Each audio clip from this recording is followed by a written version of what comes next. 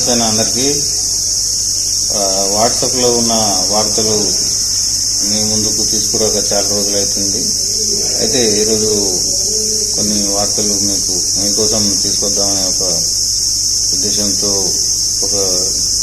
ఇది ప్రయత్నం చేస్తున్నాను. ఇప్పుడు ఈ వార్తలకు వెళ్ళిపోతే చూసుకున్నాం. ఒకసారి ఈరోజు వచ్చిన వాట్సాప్లలో ముఖ్యమైన కొన్ని చూసుకుంటే ముందు ఒకటి చూడండి.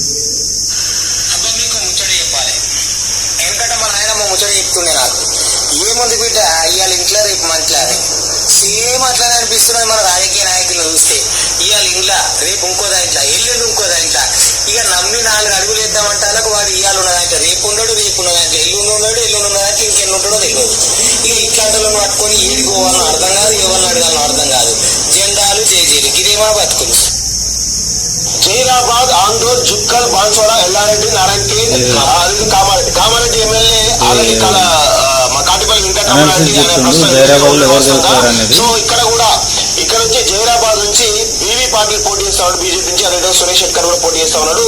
ఇంకొక వైపు టీఆర్ఎస్ పార్టీ నుంచి గాలి అనిల్ కుమార్ కూడా పోటీ చేస్తా ఉన్నాడు. అయితే ఇక్కడ అభ్యర్థుల యొక్క ఎంపిక చాలా వరస్ట్ గా ఉంది. వాస్తవం అన్ని పార్టీలో కూడా అన్ని పరిస్థితి కనబడతా ఉంది.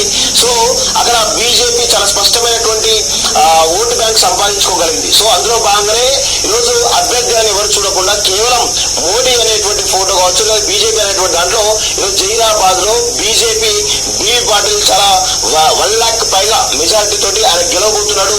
ఆయనకు కలిసి వచ్చే అంశాలు, కలిసి వచ్చే సెగ్మెంట్ కూడా ఇక్కడ కామారెడ్డిలో చాలా స్పష్టమైనటువంటి ఐక్యత కనబడతా ఉంది. అదేవిధంగా జుక్కల్లో కనబడతా ఉంది.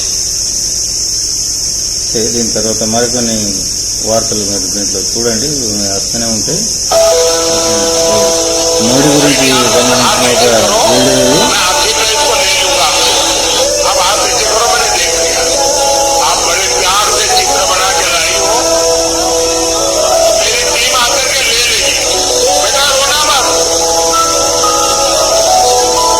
వీడియో విషయానికి వస్తే 22 తర్వాత భారీ వర్షాలు, బంగాళాఖాతంలో అల్పపీడనం ఏర్పడే ఛాన్స్ అని. నేటి నుంచి 4 రోజుల పాటు రాష్ట్ర వ్యాప్తంగా వానలు, వచ్చే 3 రోజులు 24 జిల్లాలో ఎల్లో అలర్ట్ జారీ అంటూ ఒక వార్తా కథనం. దాని తర్వాత ధరణి అప్లికేషన్లు జూన్ 4లోగా క్లియర్ అంటూ మరో వార్త. పెండింగ్ లో ఉన్న 1,00,000 దరఖాస్తులను పరిష్కరించాలని ప్రభుత్వానికి ధరణి కమిటీ సిఫార్సు. ఈ వార్త కూడా వెలుగులో వచ్చింది. తర్వాత వస్తూనే ఉన్నాయి కదా వీడియో. ఇప్పుడు మనం కార్యకర్తలకి కంచుబొట్టలు, కాంగ్రెస్ గెలుపుకు వారధులు, సారథులు ఇప్పుడు నిమిత్త మాత్రులే. 10 ఏళ్లు ప్రాణాలు పణంగా పెట్టి నిలబడింది శ్రేణులే. తెలంగాణ ఇచ్చిన అధికారం కోసం కష్టపడ్డారు.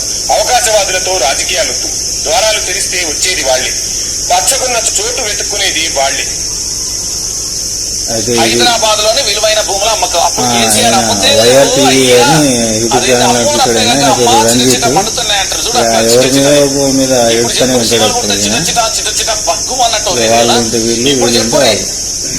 మేధావి వర్గం గోవింద, ప్రశ్నించే గొంతుకలు హరహర గోవింద.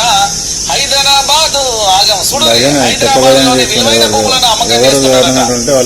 30,000 కోట్ల లాంగ్ టర్మ్ అప్పు తీసుకునే ఆలోచన. వారవ్వా रेवंत सरकार मजा का अंतिम में 400 पार की हकीकत अपनी बात को खत्म करूंगा। पिछले 10 साल में ऐसे झूठे नारे देके आपको गुमराह करने का काम बीजेपी वालों ने किया।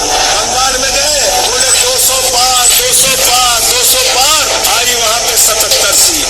दिल्ली में गए, कहने लगे 45 पार 45 पार 45 पार, आई वहां पर 8 सीट।